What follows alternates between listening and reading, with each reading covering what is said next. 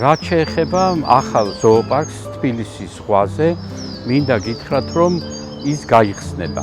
ოღონდ აქ აუცილებლად ვთვლი გავაკეთო გარკვეული კომენტარი, განმარტება ამასთან დაკავშირებით.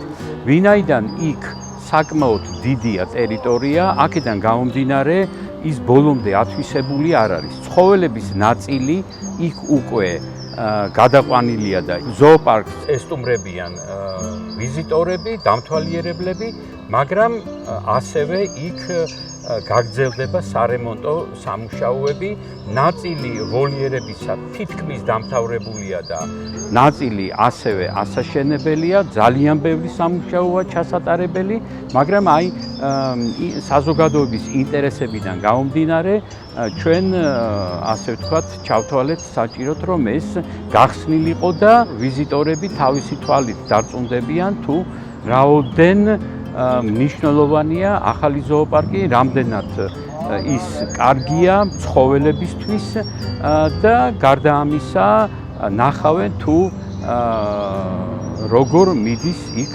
მშენებლობა ამ ახალი ვოლიერების.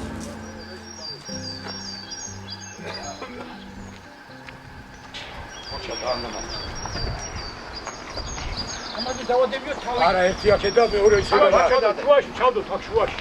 ეგ შეიძლება. აი ეგ. აჰა. არა, დაი. არა, აი აქ სადზე ვერ გავაკეთე. აი აქ.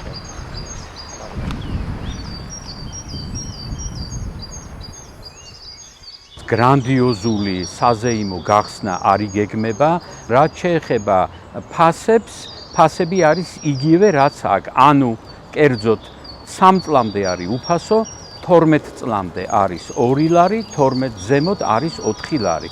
იგივე ფასებია, რაც ჩვენს ზოოპარკში.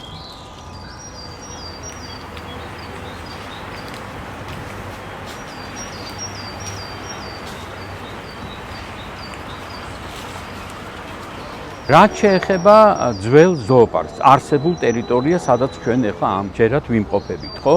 ცხოველების ნაწილი ისევ აქ რჩება. აქედან გამომდინარე, ვიზიტორებს შეუძლიათ როგორც არსებული ზოოპარკის დათვალიერება და მისი სტუმრობა, ასევე ახალი ზოოპარკის. ეს ჩვენი ძველი, ეგრეთ წოდებული ძველი ზოოპარკი განაგრძობს ჩვეულებრივად ყოველდღიურ ფუნქციონირებას.